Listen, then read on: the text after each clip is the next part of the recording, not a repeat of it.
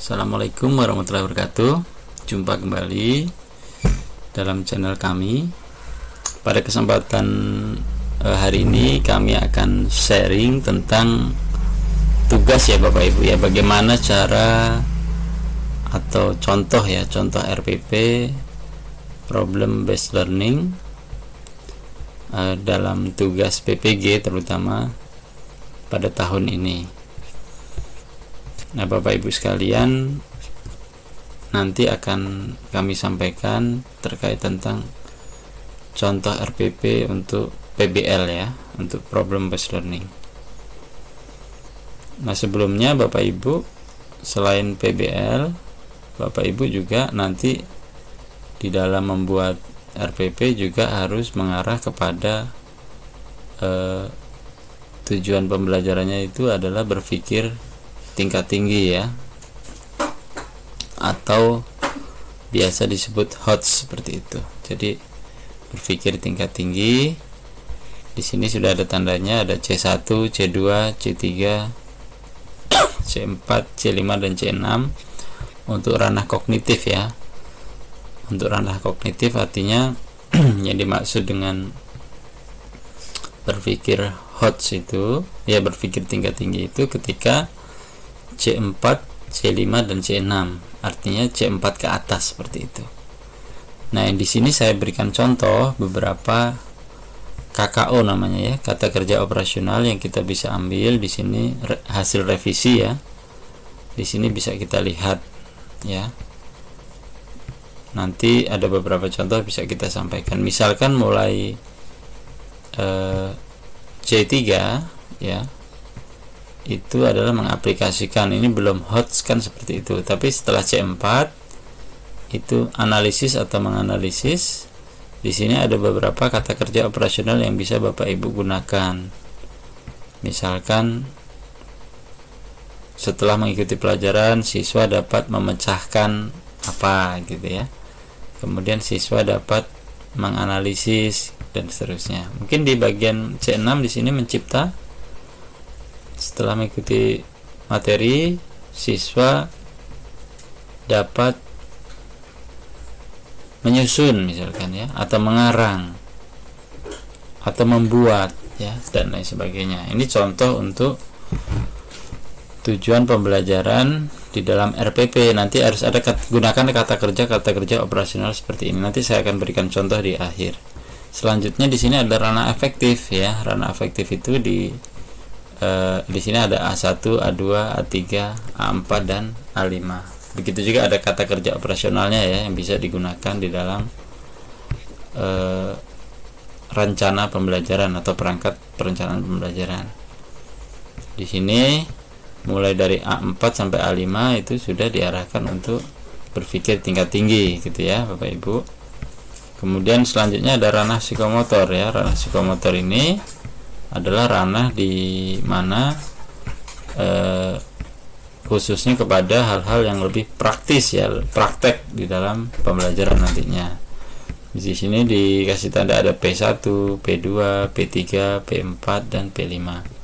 Dikatakan HOTS apabila nanti sudah P4 dan P5. Tinggal ambil saja kata kerja operasional yang ada di sini.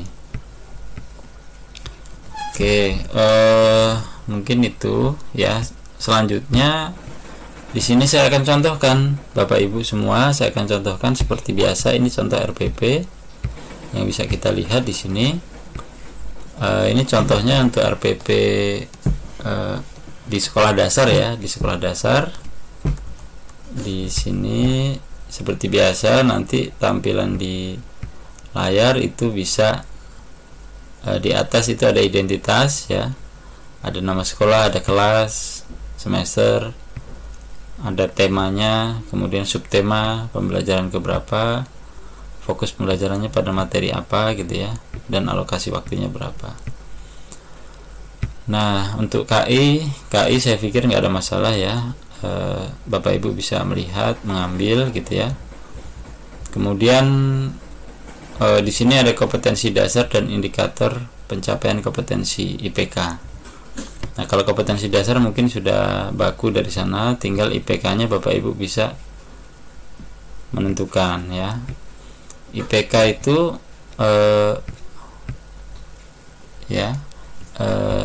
lebih teknis daripada kompetensi dasar tadi. Dari kompetensi dasar ini kemudian nanti kita membuat IPK-nya seperti ini.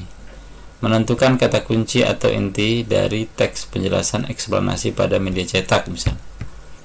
Nah, menentukan di sini ya berarti masuk di C3 kalau di sini ya. Di C3 bisa kita lihat di sini tadi ya. Menentukan. Nah, ini sini ya. Ada menentukan itu di C3. C3 apakah sudah HOTS? Kan belum pertanyaannya ya. Jadi C3 ini belum HOTS. Nah, apakah pertanyaannya apakah semua di sini adalah harus HOTS gitu ya. Nah, ini dikembalikan kembali ke masing-masing dosen bagaimana nanti penerapannya. Namun kan cukup berat ya kalau semuanya harus HOTS semua, itu kan cukup berat bagi anak didik peserta didik kita. Mungkin di dalam ini harus dikombinasikan, ada yang HOTS mungkin persentasenya lebih banyak, kemudian yang LOTS atau yang C1 sampai C3 itu bisa juga diberikan, tidak harus semuanya HOTS gitu. Tapi kembali lagi nanti ke dosen masing-masing.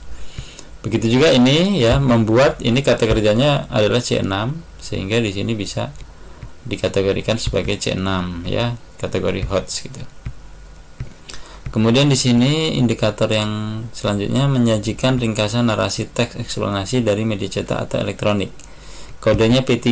P3 ini berarti adalah ranah psikomotorik ya, karena menghasilkan sebuah produk di sini kan, karena bisa menyajikan ringkasan narasi teks eksplanasi. Ini contohnya seperti ini. Kemudian itu untuk pelajaran bahasa. Selanjutnya pelajaran IPA. Pelajaran IPA juga di sini bisa dikombinasikan ya. Ini ada LOTS ya, dan juga ada HOTS gitu. Jadi IPK-nya bisa dikombinasikan dengan menggunakan KKO ya. Ciri-cirinya adalah KKO, kata kerja operasional. Nanti akan saya berikan di laman sini ya, di deskripsi. Kemudian tujuan pembelajaran. Nah, ini cukup penting juga Pak Ibu. Tujuan pembelajaran ini juga harus diketahui apakah ini HOTS atau LOTS gitu ya.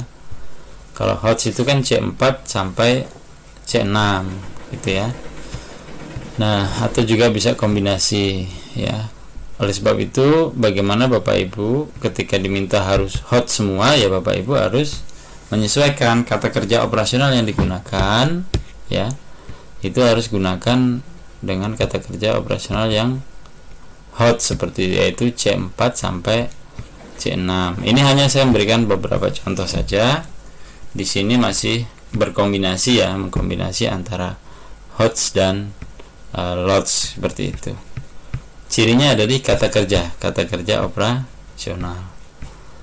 Nah, di sini menemukan ya, di sini membuat ya, di sini meringkas ya, di sini menjelaskan ya, kemudian di sini menganalisis, kemudian di sini melaporkan. Jadi ada kata-kata kerja operasional yang digunakan. Yang kata kerja operasionalnya tadi nanti bisa Bapak Ibu lihat di sini.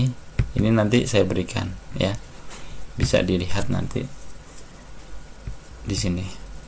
Kemudian selanjutnya materi seperti biasa ya, ada materi pembelajaran. Materi pembelajarannya bisa dilihat, disesuaikan dengan pembelajaran yang akan diberikan.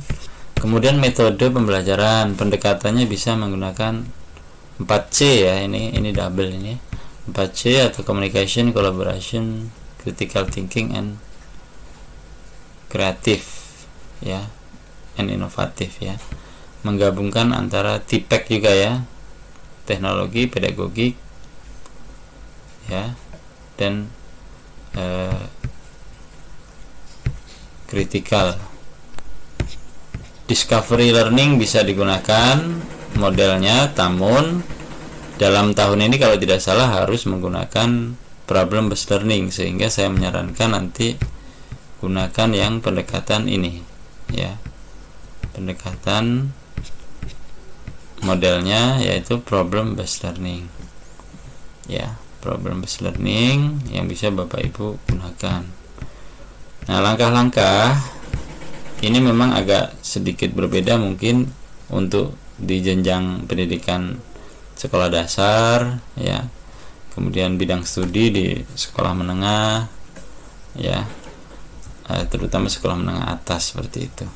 Nanti mungkin langkah-langkah atau sintaknya itu bisa berbeda-beda. Ini hanya saya memberikan beberapa contoh saja kepada Bapak Ibu semua. Nanti bisa dijadikan referensi, ya, bisa dijadikan referensi. Ini bisa dilihat di sini, nanti bisa saya sampaikan, lampirkan di dalam deskripsi ya Bapak Ibu ya. Di deskripsi sini nanti saya berikan.